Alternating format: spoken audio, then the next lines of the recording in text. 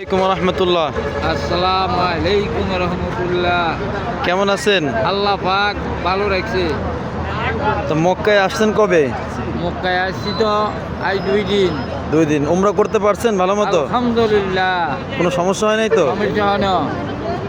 তো খাওয়া দাওয়ায় কোনো সমস্যা হচ্ছে? আলহামদুলিল্লাহ, কোনো সমস্যা হয় না। আজকে সকালের নাস্তা ঠিক আছে? আলহামদুলিল্লাহ আপনি যেভাবে বলছিলেন সেভাবে হয়েছে? হয়েছে আলহামদুলিল্লাহ। আলহামদুলিল্লাহ আলহামদুলিল্লাহ।